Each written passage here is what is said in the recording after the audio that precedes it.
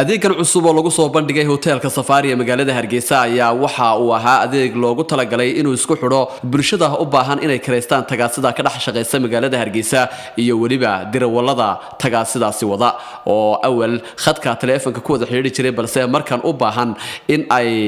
khadka internetka ay ku wada xiriiraan waxaana uu dadweynaha u sahlayaa in iyaga oo guryahooda iska fadhiya adeegaasi ay ugu yeeran karaan tagaasida ugu dhow ee goobta ugu dhow taagan waxaana ay ka qayb qaadanaysaa dhinaca amniga iyo fududeynta sida ay isku helayaan dadka u baahan inay tagaasida kareystaan iyo dirawaladuba haddaba adeegan oo la magac baxay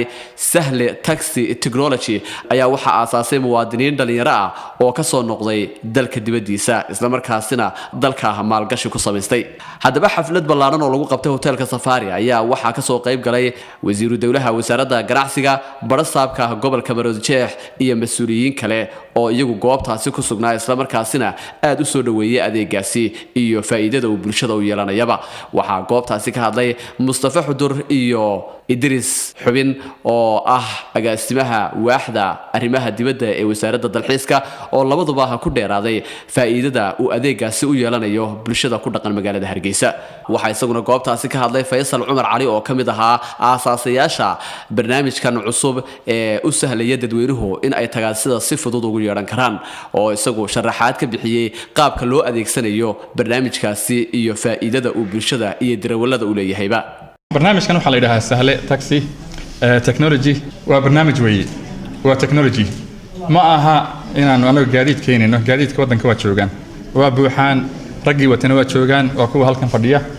barnaamijkan wuxuu fududeynayaa in uu isu keeno shicibkii u baahnaa gaadiidka iyo darawaladii baabuurta lahaa ee kareynay baabuurtooda wuxuu ka kooban yahay apps mobilada la gashado oo labadii qof isku dalbanayaan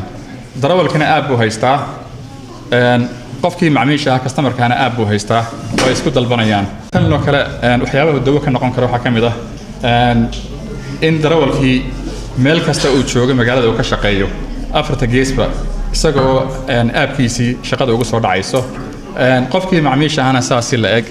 waxa isaguna madashaasi ka hadlay barasaabka gobolka Maroodijeex Cabdilaahi Buraale oo ku dheeraaday sida uu barnaamijkaasi ugu fududeynayo dadweynaha ku dhaqan caasimadda in ay si fudud u heli karaan gaadiidka bulshada ee tagaasida ee ay u baahan yihiin waxaana uu sheegay in dhinaca amnigana ay kaalin muhiim ah ka qaadanayso oo la helayo xiriirka qofka qaaday qofka muwaadinka ah ee raacay runtii wax loo baahnaa oo ay soo kordhiyeen dad muwaadiniin ah oo doonaya inay ku soo kordhiyaan wax ka dhiman wadankeena ama dalkeena waa soo dhaweynaynaa runtii aad iyo aad bay ay ii taabanaysaa arrintani siyaabo badan baana ii taabanaysaa xaggii nabadgelyada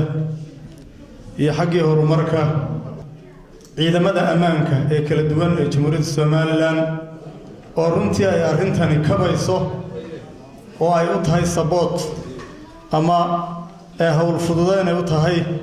gabagabadiina waxa xafladaasi soo gabagabeeyay wasiiru dawlaha wasaaradda ganacsiga Maxamuud Warsame oo sheegay in wasaaradahan ay soo dhaweynayaan cid kasta oo maalgashi waxtar leh ku sameynaysa dalka waxaana uu ugu hambaliyay dhalinyaradaasi barnaamijkaasi bilaabay sida fiican ee ay dalkooda ugu soo hirteen in ay maalgashi ku sameeyaan waxaana uu ku bogaadiyay in halkaasi ka sii wadaan isla markaasina ay sii ballaariyaan barnaamijkaasi madashan iyo munaasabaddan runtii ah mid ka mid ah xirfadaha shaqo ee dalkeenu ka radnaa aynu oonka u qabnay aynu u baahnayn inaynu marta aynu helo waxaan leeyahay marxalad aynu maanta awood ay u leenahay inaynu adeegin ku adeegsano iyo markii aynu u baahnayn ayay walaaliheen muwaadiniinta Faysal iyo ay ku soo beegeen oo ku hambalyeynaya shaqada fiican ay qabteen adeegan